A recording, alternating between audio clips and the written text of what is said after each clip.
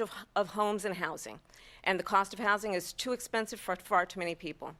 We know that young families need support to raise their children, and I intend on extending a tax cut for those families of $6,000, which is the largest child tax credit that we have given in a long time, so that those young families can afford to buy a crib, buy a car seat, buy clothes for their children. My passion, one of them, is small businesses. My mother raised my sister and me, but there was a woman who helped raise us. We call her our second mother. She was a small business owner. I love our small businesses. My plan is to give a $50,000 tax deduction to start-up small businesses, knowing they are part of the backbone of America's economy. My opponent, on the other hand, his plan is to do what he has done before, which is to provide a tax cut for billionaires and big corporations, which will result in $5 trillion to America's deficit. My opponent has a plan that I call the Trump's sales tax, which would be a 20% tax on everyday goods that you rely on to get through the month.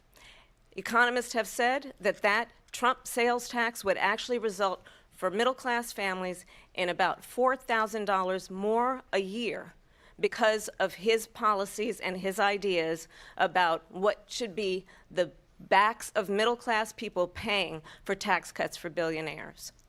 President Trump, I'll give you 2 minutes. First of all, I have no sales tax. That's an incorrect statement. She knows that. We're doing tariffs on other countries. Other countries are going to finally, after 75 years, pay us back for all that we've done for the world. And the tariff will be substantial in some cases. I took in billions and billions of dollars, as you know, from China.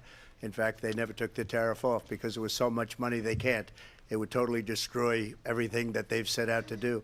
They're taking in billions of dollars from China and other places. They've left the tariffs on.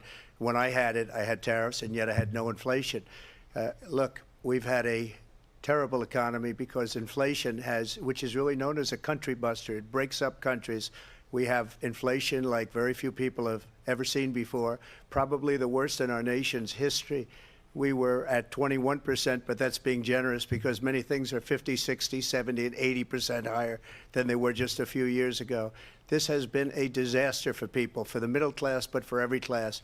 On top of that, we have millions of people pouring into our country from prisons and jails, from mental institutions and insane asylums, and they're coming in and they're taking jobs that are occupied right now by African Americans and Hispanics, and also unions. Unions are going to be affected very soon. And you see what's happening. You see what's happening with towns throughout the United States. You look at Springfield, Ohio. You look at Aurora in Colorado. They are taking over the towns. They're taking over buildings. They're going in violently.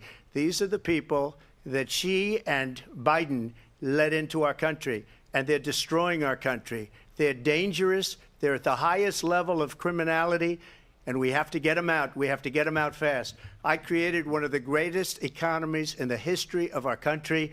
I'll do it again and even better. We are going to get to immigration and border security during this debate, but I would like to let Vice President Harris respond on the economy here. Well, I would love to. Let's talk about what Donald Trump left us. Donald Trump left us the worst unemployment since the Great Depression. Donald Trump left us the worst public health epidemic in a century. Donald Trump left us the worst attack on our democracy since the Civil War. And what we have done is clean up Donald Trump's mess. What we have done and what I intend to do is build on what we know are the aspirations and the hopes of the American people. But I'm going to tell you all in this debate tonight, you're going to hear from the same old tired playbook, a bunch of lies, grievances, and name-calling.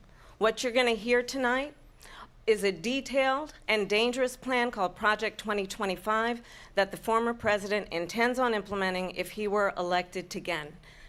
I believe very strongly that the American people want a president who understands the importance of bringing us together, knowing we have so much more in common than what separates us. And I pledge to you to be a president for all Americans. President Trump will give you a minute here to respond. Number one, I have nothing to do, as you know, and as she knows better than anyone, I have nothing to do with Project 2025.